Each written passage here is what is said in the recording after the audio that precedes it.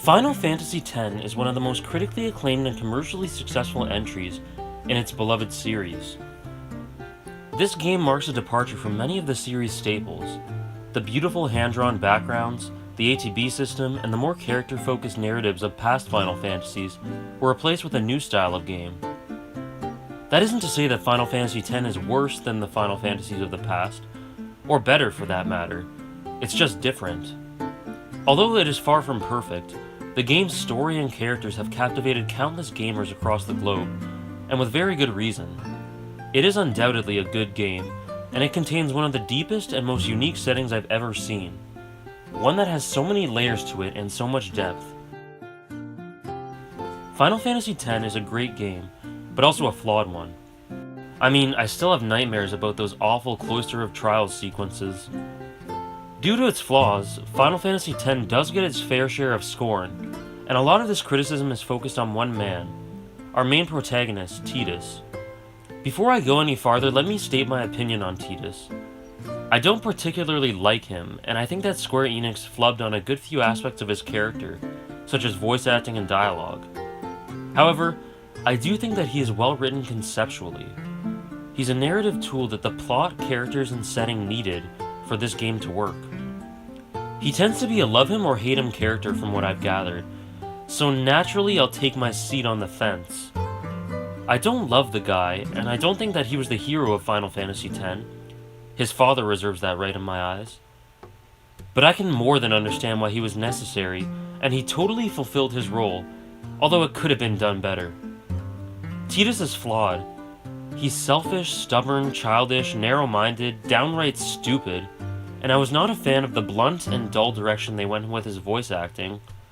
But the story of Final Fantasy X needed this man's childishness and boneheadedness for a multitude of reasons.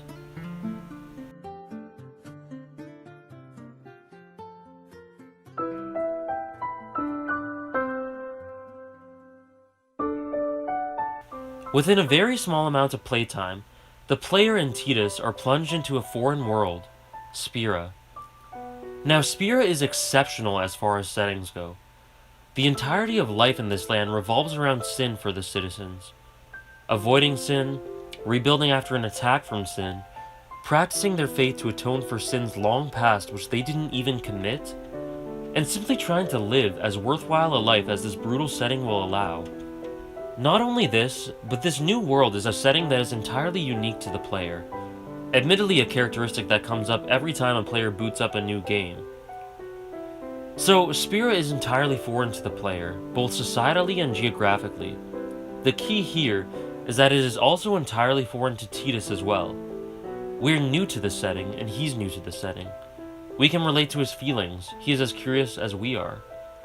For instance, when Seymour remarks that Auron has the scent of the far plane on him, Tidus quite literally sniffs him. On a more serious and sad note, he is the only one in the party that, upon hearing that Seymour has proposed to Yuna, is primarily concerned with whether Yuna truly loves or even likes Seymour. Through Tidus, we learn that things like love are secondary at best and have very little place in Spira.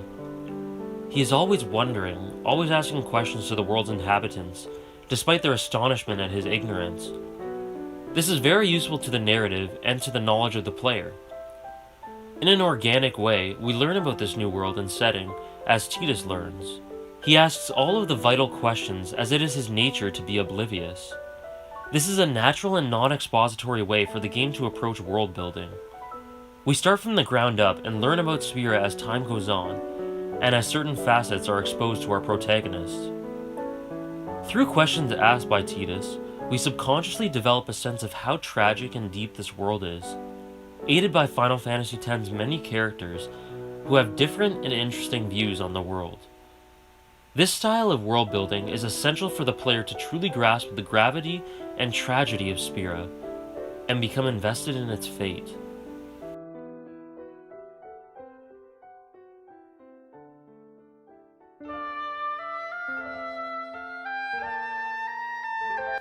Tidus is an interesting personality, to say the least.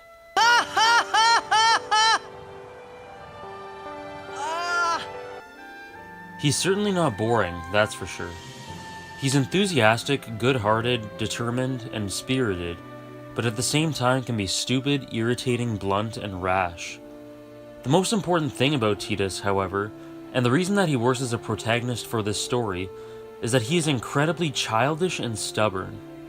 This is absolutely vital for the narrative of Final Fantasy X to work, and a character like Tidus needed to be in this story, and this setting, for Sin to finally be destroyed. Allow me to explain.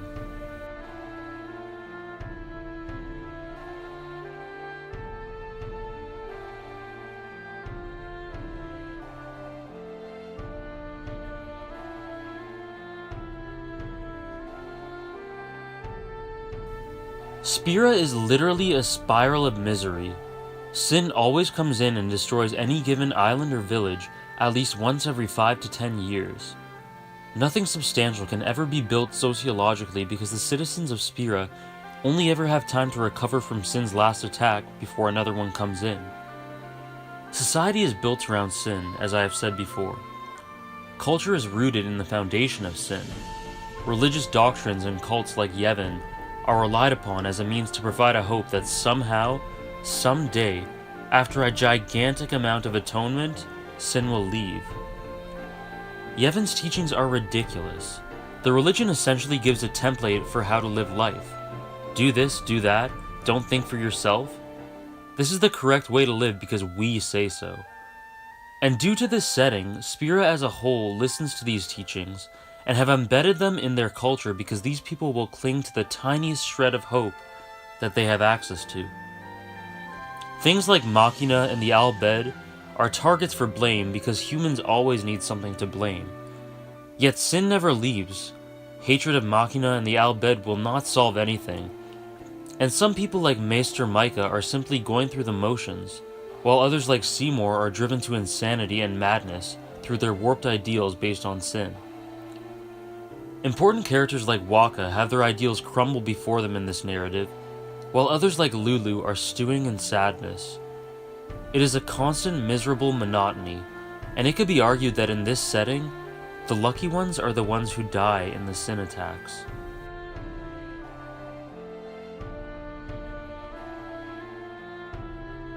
So, due to this monotony, the characters in Spira have submitted. Nothing has ever worked in the past to combat sin permanently, and they think nothing will ever work in the future. They have acquired a sort of learned helplessness with regards to their fate, and not just one or two people, but nearly everyone in the entire setting.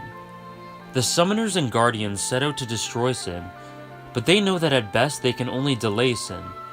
They never harbor any ambitions of eliminating it forever. The sacrifice to make an individual into the final Aeon has a dire consequence, but the truth is that it is meaningless, inconsequential, and insignificant in the grand scheme of things. The calm that follows is always brutally short, and sin is always reborn through you, Yevon. Yet many summoners have gone through with the ritual regardless, to play their roles. Summoners bring a baseless hope that keeps Spira calm and in relatively high spirits, but that hope soon evaporates. Nothing ever changes, and despite small periods where some can dare to hope, it seems like nothing ever will. There is a sense of tragic inevitability everywhere, and people find solace and hide using things like blitzball and faith, because any distraction is a welcome one. Narratively speaking, everyone in this setting thinks in the same defeatist way, and that is where Tidus comes in. There is a stark contrast between Tidus and everyone else in Spira. He thinks in a mindset that is polar opposite to the defeatism of these inhabitants, and this attitude mixed in with his childish and stubborn nature is the perfect recipe for a change in this setting. Spira's inhabitants reject the Al Bhed and Machina while constantly praying to Yevon in blind faith. Once in a while, a summoner attempts a pilgrimage, maybe even stops sin, but then sin returns after a few years. This has been repeated for years upon years, so much so that it has become trivial. Pray for forgiveness, listen to Yevon, sin attack, rebuild society. Pray for forgiveness, listen to Yevon, sin attack, rebuild society. Tidus comes in and breaks this cycle for everyone he comes in contact with. What did the Albed do? What are they doing now? Why mindlessly trust Yevon? Why mindlessly trust a man just because he's a maester? Why are you all paying with your lives as atonement for sins you didn't even commit?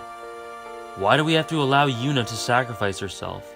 Isn't there another way? When inhabitants of Spira look down, Tidus looks up. When they ask why, what's the point? Tidus says, why not? You've got to try. He questions everything about this setting, which leads to quite a bit of self-reflection for some of these characters. The world is stagnant and treading water in misery, and Tidus and his entirely foreign mindset breaks that cycle. Slowly but surely, Tidus' fierce point of view with regards to Yevon and attitude rubs off on Yuna and her guardians, and genuine hope for a fresh start rears itself in the narrative. Tidus has everyone questioning how and why they've been living their lives a certain way, and offers a fresh and foreign perspective. This changes everything, and this was all set in motion through Auron and Jecht, who knew that Tidus' determination could be the key to end this suffering. This is why Auron always encourages Tidus to trust his instincts, follow his own path, and make decisions for himself. The true turning point and climax of the story in terms of truly reversing the party's outlook on Yevon is after the revelation with Yunalesca, but this is only possible through Tidus' ability to have these people question how they've been living their whole lives, and aided by Auron and Jecht. Tidus may be irritating and boneheaded, but at least this aspect of his character was put to proper use in the story of Final Fantasy X. Tidus does get some hate, and some of it is indeed justified, but I think that some people unfairly overlook how important he is as a balancer and a driving force for the narrative.